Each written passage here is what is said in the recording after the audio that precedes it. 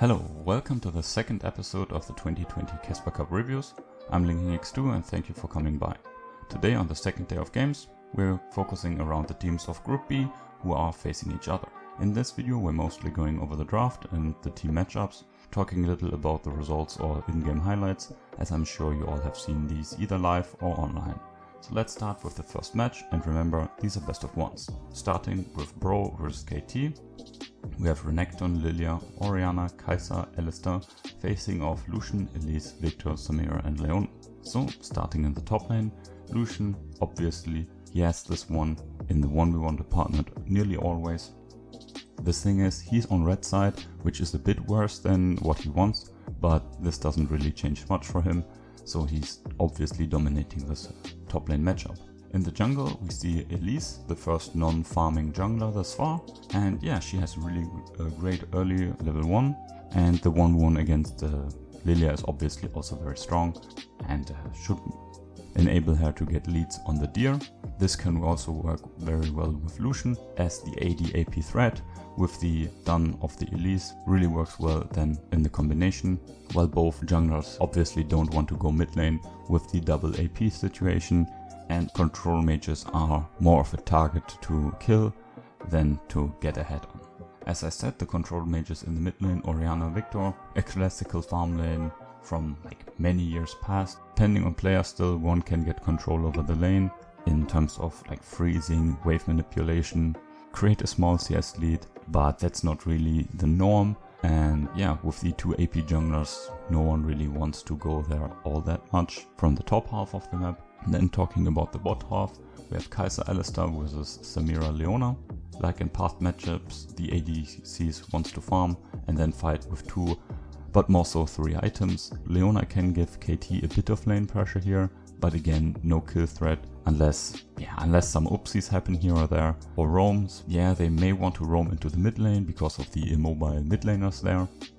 There is a timer on that, as around level 9 I think, these mid laners can one-shot the waves, meaning they can position even safer, so even that option is being diminished. The early game overall, as I said, should go in KT's favor, quite obviously, as they also need this lead, especially on this top lane duo and Lucian and Elise, not only because, for example, the Spider doesn't really scale all that well, but also because of the way they conduct themselves. Part of that is in their short range, which is very difficult against the Alistar and the Orianna, and even the rest of Brion is actually able to punish that if they are not far enough ahead. The Victor, yeah, he does scale well, but him and Samira have no front line really to play around, and yeah, the only deterrent for Brion to pick on them or to engage on them hard is exactly the damage that Lucian, Victor and Samira can offer.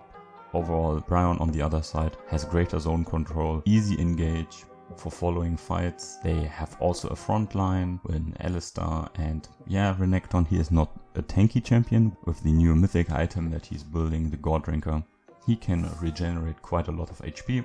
It's just a small lead they have, but a lead nonetheless. And yeah, a small add-on is also that their champions are easier to play in my opinion, which is like semi-important for these many young players here. Still, the comp of Brion in comparison to KT's is more of a shotgun, so they lack some DPS here.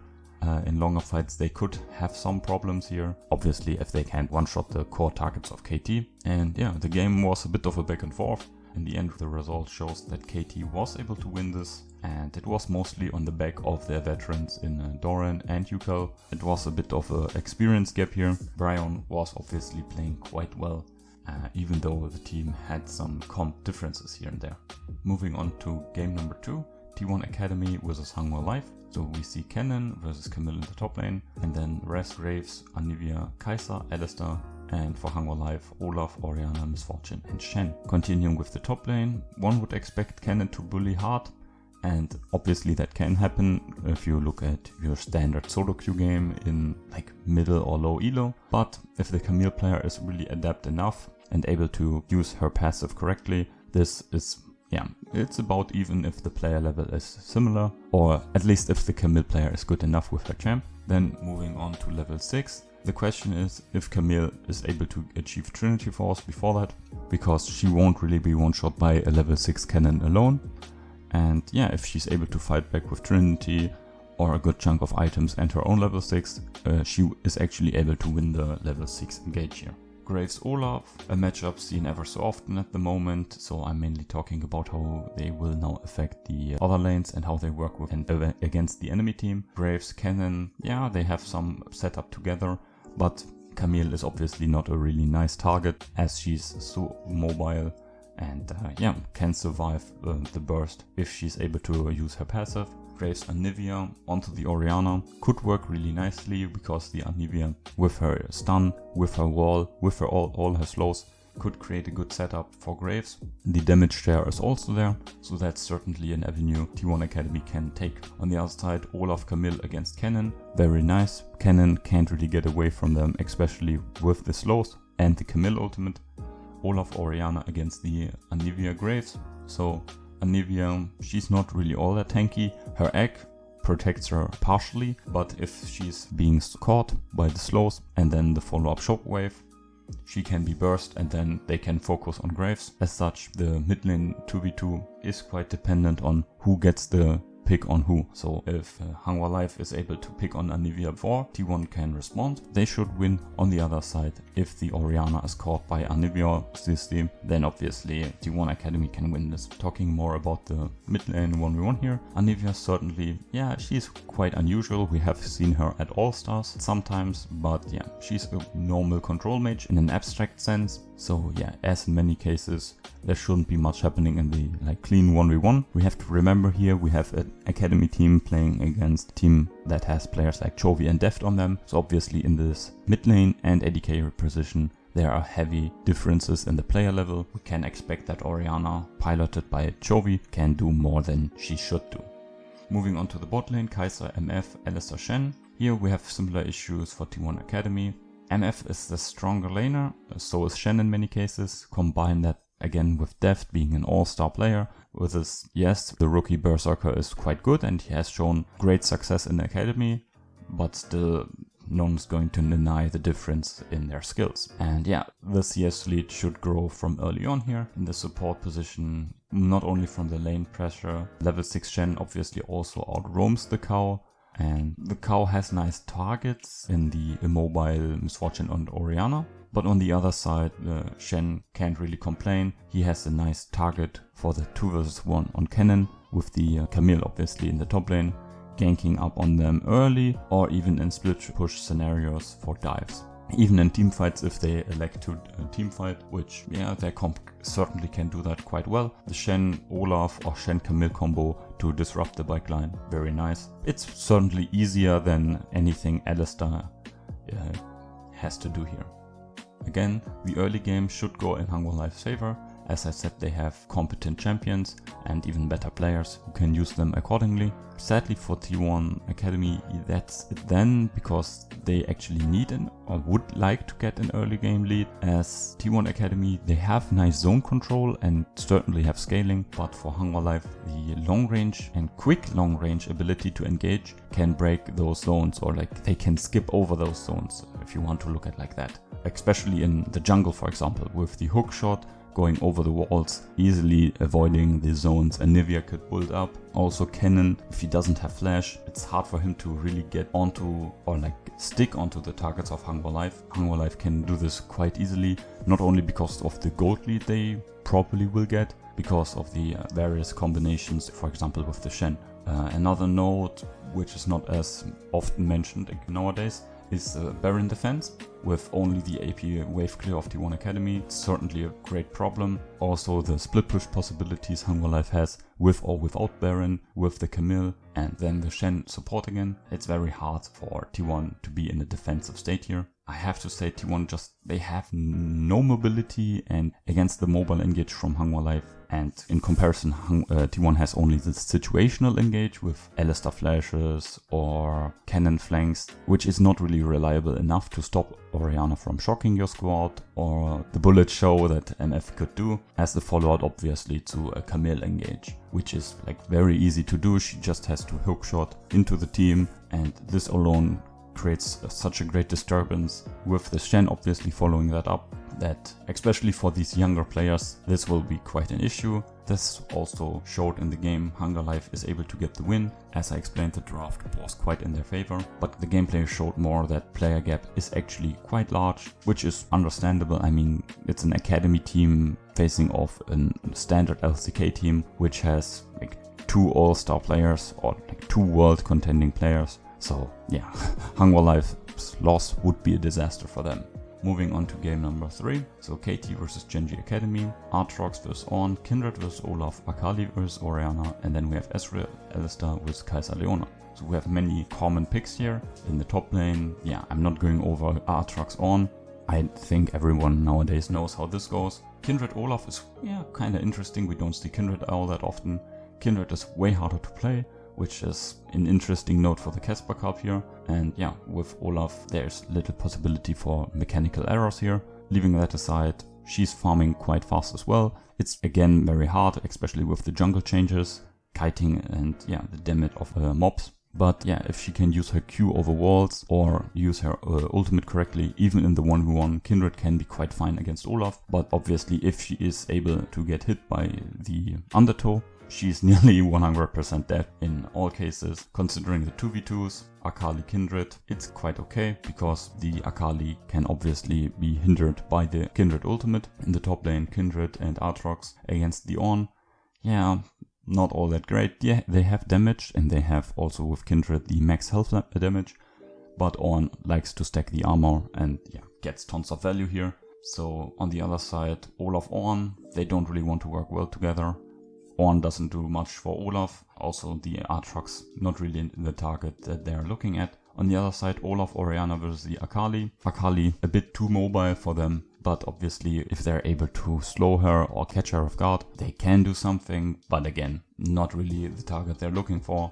Olaf probably looking to farm and then to do some damage in skirmishes. Talking about the bot lane now a bit more, the Ezreal and the Alistar against the Kai'Sa Leona. We have not seen Ezreal for a long time. The tier change is quite nice for him, but it means that if he goes this way, which he should obviously, his early laning power is diminished quite a bit. Kai'Sa with Leona's CC on the other hand, yeah, can do quite a lot of damage with her passive, so Ezreal is losing his early powers that he back then had. On the other side, the supports here, it's the millionth time we see these two in the support position, and yeah, nothing changed again. Leona is trying to pressure here, and she certainly has the upper hand, but Alistar can just headbutt and there's no kill threat here. Also Ezreal is even safer as other AD carries. Overall though, GenG has the slight advantage here in pressure, but they can't really do anything major. I noticed that I could add on to Akali that she is a heavy contested pick, by the way, and yeah, the item changes really added on to her strength. She already was quite powerful. That's maybe something which is nice to know.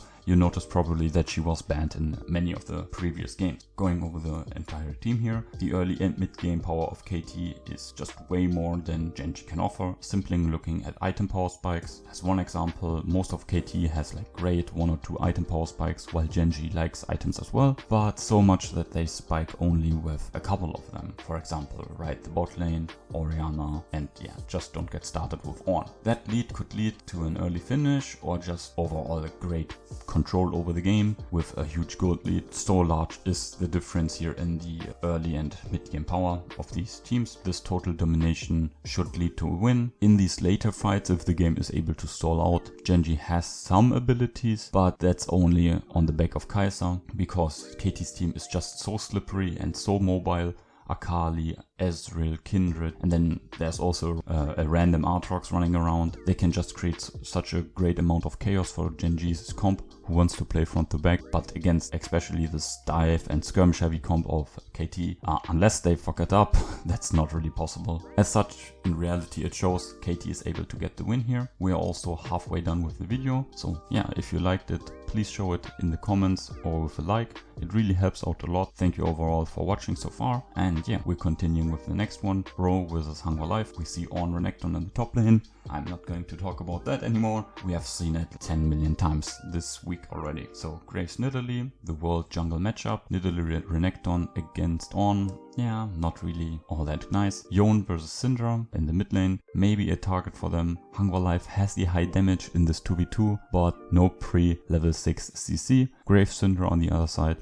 A bread and butter duo of worlds as well. It still works just as well. Talking already about the mid lane, diving more into it. Yone isn't really a pick we saw at Worlds because he wasn't available. So it's not a known matchup into Syndra, even if we knew about how it should go. Here we have Chovy, so he should do extra well. The no mana push of Yone is very good for him, especially in the early levels. After around 9 minutes, depending on how farm goes, Syndra with Lost Chapter is certainly able to do more in the 1v1. Won't be shoved under the turret as often. The range advantage Syndra has, certainly if the player is better, then Syndra can dominate the Yone as well. But here, with Chovy, this is not expected. In the bot lane, Jhin Leona vs Kalista Maokai. Here as well, player gap, while Jhin usually is quite safe against Kalista. There are Maokai, the depth factor, which should generate a nice CS lead. The scaling of Jhin is greater than many other champions. The early power, especially the ult combo with the tree for Kalista,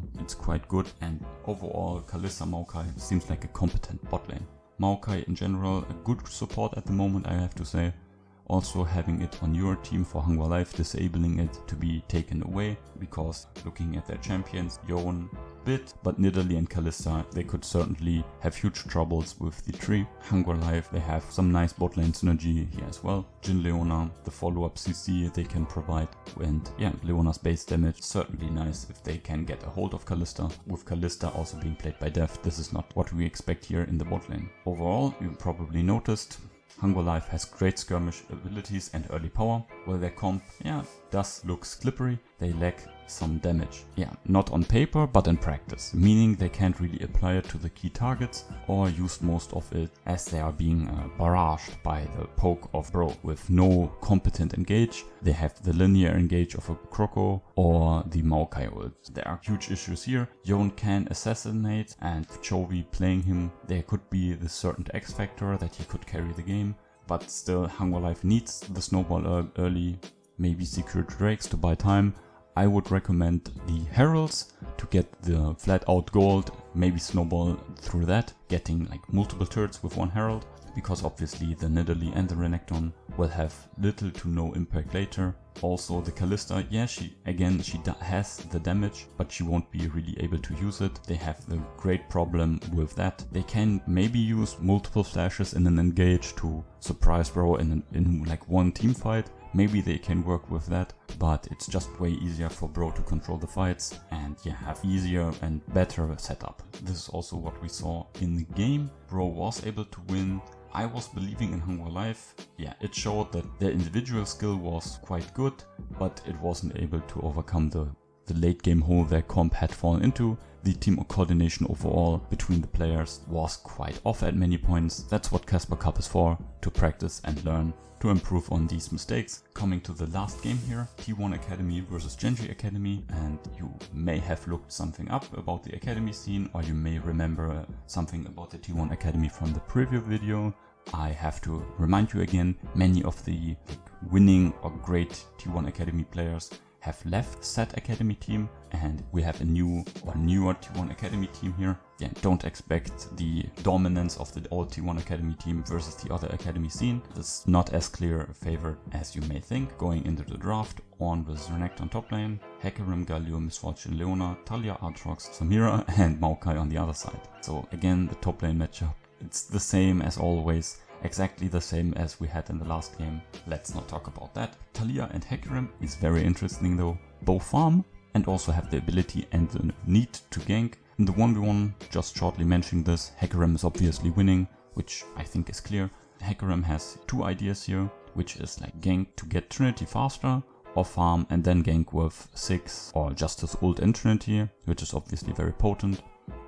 Talia, similarly, with the 2 AD solo laners, yeah, the setup looks nice on paper, but then let's look at the targets. There are some beefy boys in Galio and Ornn, so yeah, she should also elect to farm and counter gank to prevent any mishaps to happen, because obviously Renekton and Aatrox need to be powerful and need to be ahead. So if Hecarim is planning on setting them behind, which is not as smart of a strategy, Taliyah should obviously counteract that. Talking about the mid lane matchup here, Galio's anti-mage power, they're not really useful here, because right, Aatrox is an AD champion, but he's still a tank with some wave clear. As such, he may be getting booped on the head a couple of times, miss CS here and there, but in the end all is well, similar to Ornn in the top lane, and they will be fine in lane here. So going to the bot lane last, Miss Fortune Leona versus Samira Maokai, also having seen that matchup quite some time, so a short revisit here.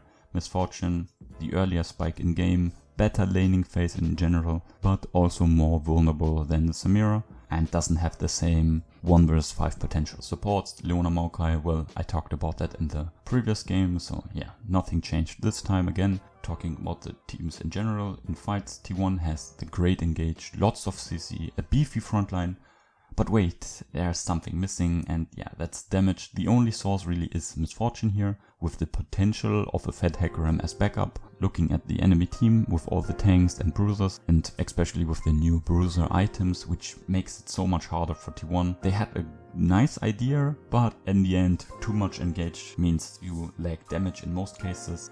The MF also doesn't save T1's tank. Yeah, they want to dive in, they're not really protecting tanks. Looking then at GenG A with their diving champions, Renekton, Aatrox, they want to get into the enemy team. Imagine what's happening with Renekton and Aatrox and Miss Fortune. She's not really known as a safe champ, and especially against these two. And well, Maokai is also, yeah, quite annoying for a mobile AD carry such as Miss Fortune.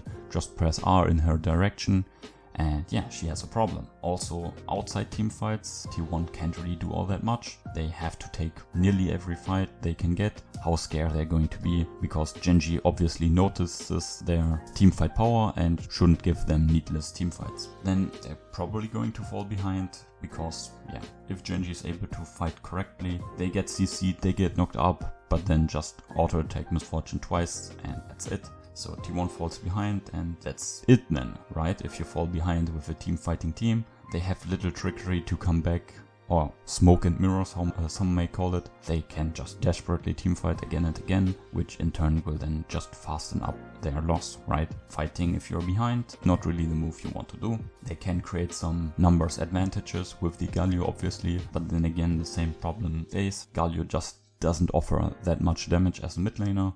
And yeah, on the other side, there's so many shields, so much HP, T1 is not really able to get ahead. Even if their team would be able to get ahead nicely with Hecarim hunting Samira and Taliyah, they still have the issue of the MF, which is clearly vulnerable, and then the Hecarim also is getting outscaled damage wise from all of GenG, which in turn, in the reality that we live in, led to the GenG W here at last. And yeah, thank you for watching that far. Yeah, it was quite a long video again, sorry for that, but yeah, thank you for sticking with me to the end here. In the playlist you can find the KeSpaCup Preview episode and the other off-season content. Maybe you're looking for the day 1 content, you can also find that in the description below. Anyway, I hope you had a good time. If you did, please leave a like or a comment. Again, it really helps out a lot, especially feedback of any kind. If you're curious or interested in teasers of any sort, I have a Twitter which is linked below.